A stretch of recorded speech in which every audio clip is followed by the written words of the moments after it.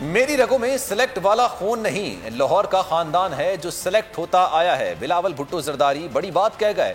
लाहौर में अमीर जमात इस्लामी सिराजुल हक के साथ सहाफ़ियों से बातचीत में कहा कि सिलेक्ट होने का सिलसिला अभी से नहीं, बहुत पहले से शुरू हुआ।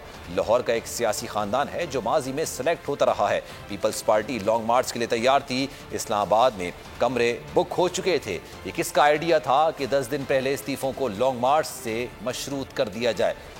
जब मशरूत करना था तो उस वक्त करते जब सब फैसले हो रहे थे। सेनेट में अपोजिशन लीडर इस जमात का होना चाहिए जिसकी अक्सरियत है।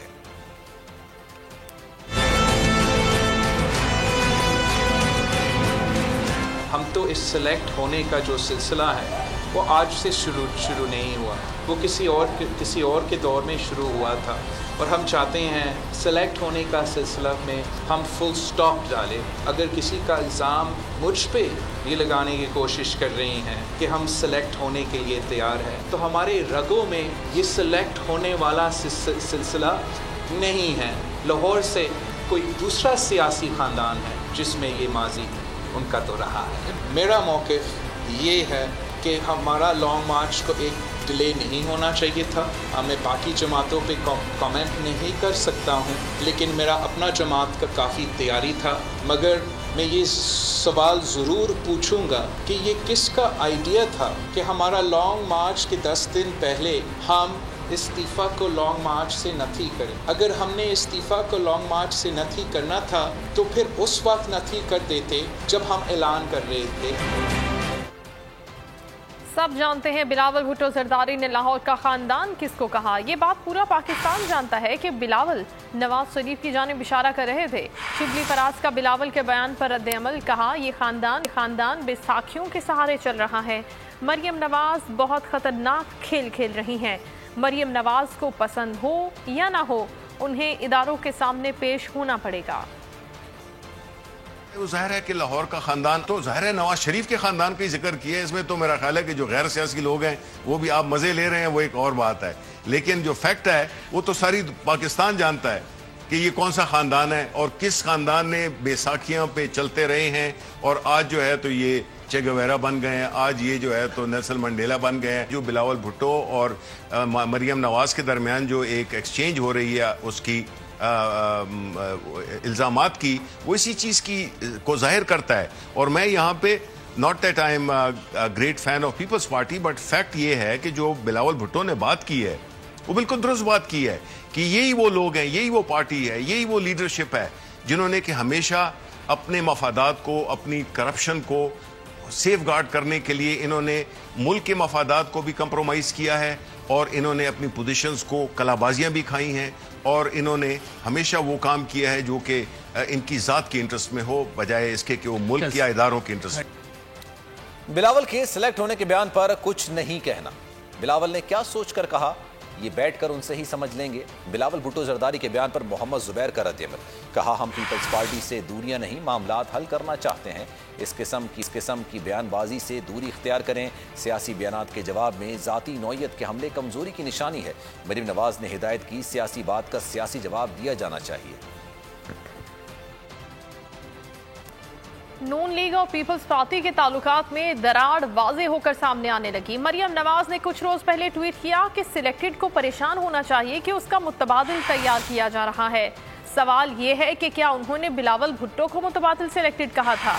मरियम नवाज ने इस सवाल का जवाब वाज़ेह तौर पर देने से इनकार कर दिया, लेकिन बिलावल भुट्टो ने लाहौर के एक सियासी खानदान को सिलेक्टेड कह दिया। साथ ही कहा कि उन्हें नून लीग के नायब सदर के बयान पर तबसरा करना है तो पीपल्स पार्टी के नायब सदर से कहेंगे।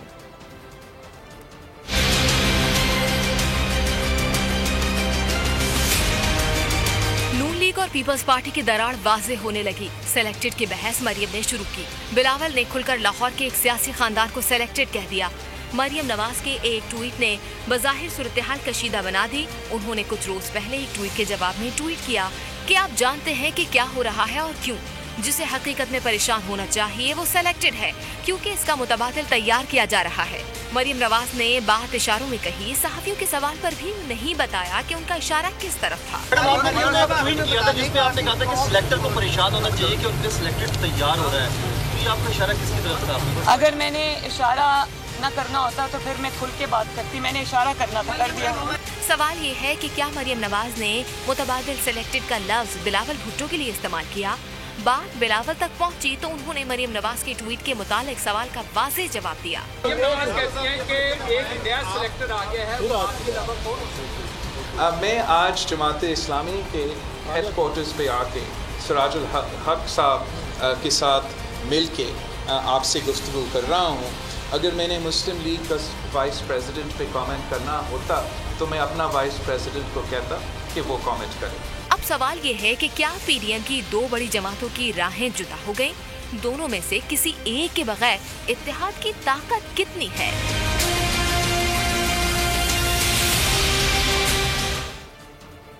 सेनेट में अपोजिशन लीडर नून लीग से होगा, ये बात पहले से पीडीएम के प्लेटफॉर्म पर तय हो चुकी थी। मौलाना फजल रहमान की चीचावती में मीडिया से गुफ्तगू, कहा नैब मुतनाज़ इदारा बन चुका है जिसे बतौर सियासी हथियार इस्तेमाल किया जा रहा है।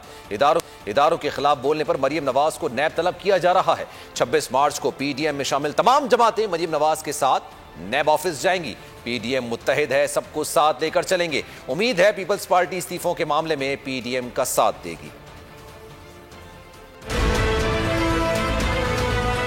शाहिद खान अब्बासी के घर पर जो कमेटी मुख्तलिफ पार्टियों की बैठी और उन्होंने कुछ चीज़ें तकसीम की कि जैसे चेयरमैन सेनेट पीपल्स पार्टी से हो, deputy chairman senate Jamiat Ulama इस्लाम से हो और लीडर ऑफ द अपोजिशन वो मुस्लिम लीग से हो। अब 26 मार्च का लॉन्ग मार्च तो मुलतवी हुआ है, लेकिन 26 मार्च को जब नेब के सामने मरियम नवाज की पेशी होगी तो उसमें अपोजिशन जमातों के वर्कर बड़ी तादाद में जाएंगे। नेब करप्शन के हवाले से कायम करदा इदारा है या वो ताकतवर इदारों के स्पोक्समैन है? ये वकालत भी उसके हवाले की गई है कि अगर किसी इदारे के खिलाफ बात हो तो फिर उसके खिलाफ जो है सुप्रीम कोर्ट में नेब जाएगी। अगर इस्तीफों की बात आई है तो जब उन्होंने कहा कि हम अपनी सेंट्रल एग्जीक्यूटिव कमेटी की तरफ रुजू करेंगे तो ये हर पार्टी का हक है। हम भी कहते हैं कि जी हम अपनी पार्टी से पूछेंगे इस तरह, तो अगर उन्होंने मोहलत मांगी है तो हमने मोहलत दी है।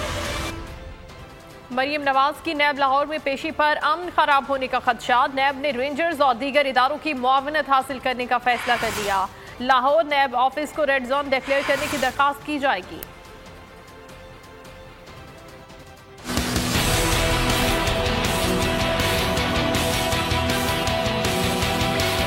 मरियम नवाज की नैब पेशी पर नुक्से अमन का खतरा, नैब ने सिक्योरिटी खदशात पर बड़ा फैसला कर लिया। रेंजर्स और दीगर इदारों की मुआवनत हासिल की जाएगी। मरियम नवाज की नैब में पेशी पर कारकुनों को रैली की शक्ल में पहुंचने की हिदायत, नैब लाहौर ऑफिस को रेड जोन डिक्लेयर करने की दरख्वास्त भी करेगा।